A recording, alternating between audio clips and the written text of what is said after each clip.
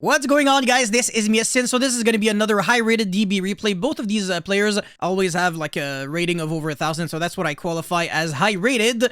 And the bad player, who's actually not that bad at the game, is playing Spright Tri-Brigade against Tristan Bridges, who's playing pure Spright. So for this video starts, friendly reminder to like and subscribe. Try to get 500 likes on this video. I would really appreciate that a lot because I'm trying to make these videos daily on top of everything else that I'm making. Anyways, so who's winning the dice roll? It's going to be the Spright Tri-Brigade. And this is actually a really good opening hand. Spright starter, Kit, Fractale, and Jet with Foolish Burial. The Tri-Brigade cards, shockingly enough, are all really bad if you're only drawing one of them, except if it's like Fractale or Tanky.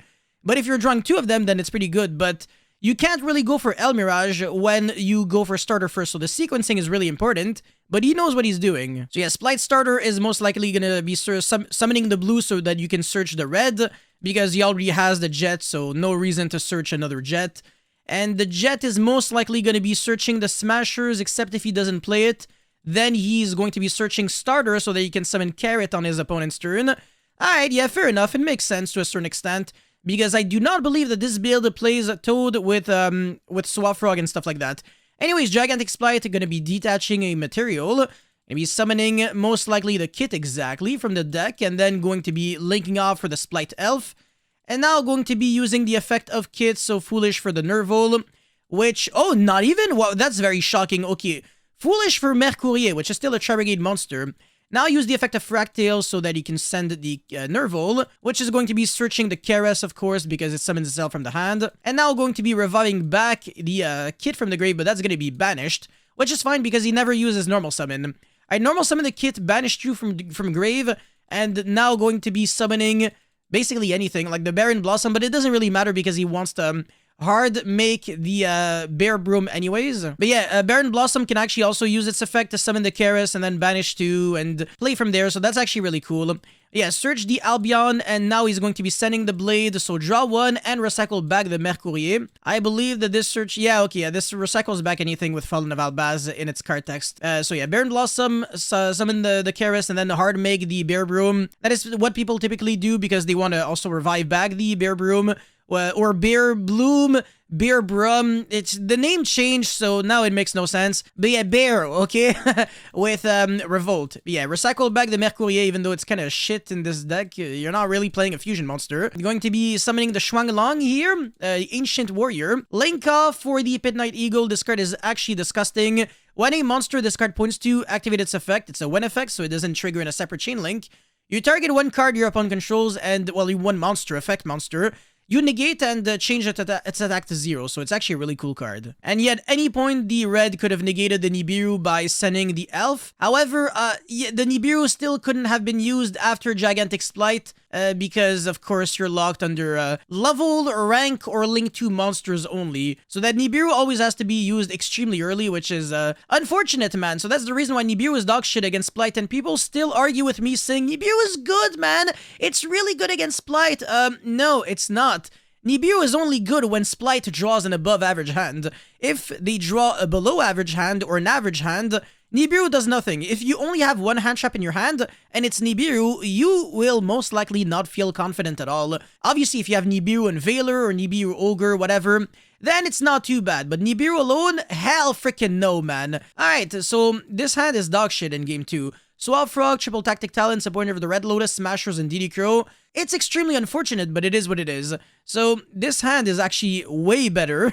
Even though Driver is unfortunate, the rest makes it, kind of compensates for it. So yeah, Kit and Nervold, which is the 2-card combo anyways.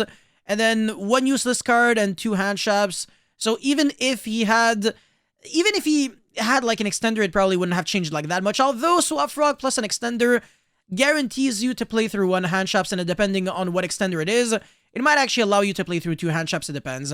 But yeah, Standby Phase is going to be going Appointer of the Red Lotus, making him lose the Tenki, which is, man, it's so unfortunate because it's not enough. Like, with these 2 cards, you can still do so much. And also, when you use Appointer of the Red Lotus, you also have to reveal your own hand. Even a bad player, knows what it is, what is in Tristan's hand. So that's even more unfortunate. Alright, going to be making the El Mirage, which makes you send the Nervol so that you can surge the Keras. And this is where it's big Ripperino, because he's gonna go Keras, pitch the Nervol, and he wants to summon Link 2 anyway, so even if you DD Crow preemptively, there's still going to be 2 targets. Whereas if there were only 2 monsters before and you DD Crow, then obviously you can't summon a Link 1 monster. Unless it's like the Scareclaw Link 1, I believe. That's like the only target for Tri-Brigade.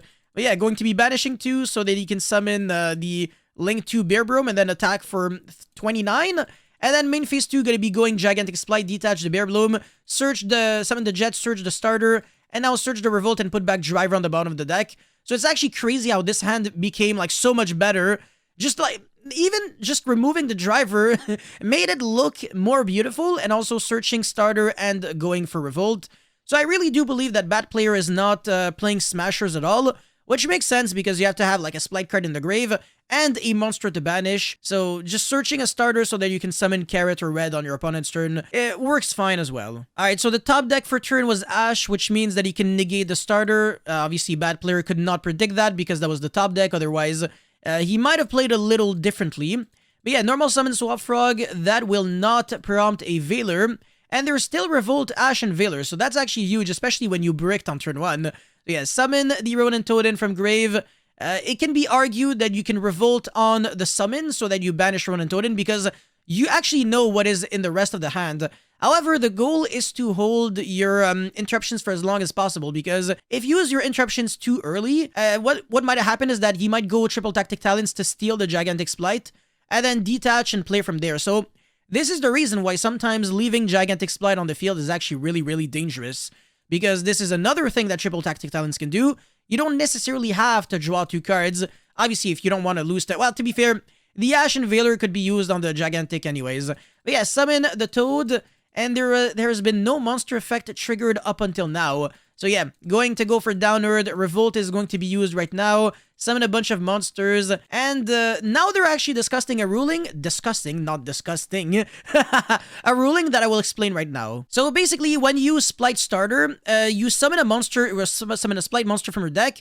Also lose life points equal to its original attack. Also, for the rest of the turn, after this card resolves, you cannot special summon monsters except level, rank, or link 2 monsters. The also is still a part of the effect. So if you're negating the effect, you still cannot, you still can... well, I mean, it still doesn't change the fact that the full effect has been negated, and you can actually summon non-level or rank or link 2 monsters. Tristan is actually saying, well, because of starter, even though it was ashed, you still cannot, use Revolt to summon non-level 2, so that would force him to only summon Kit and Karis, which is kind of horrible, actually. It means that you really can't, apply a lot of pressure, and Bear Broom, but you wouldn't be able to make the Sharig Ominous Omen. However, this is actually an incorrect ruling. As long as, the effect was fully negated, you can absolutely go for, non-rank or level or link 2 monsters.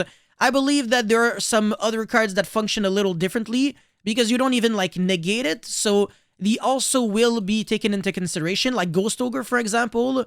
Apparently, that doesn't work the same thing. So you're locked if you use Gigantic Spright's effect, but you get hit by Ogre. However, if you get hit by Veiler, it negates the full thing, including the drawback.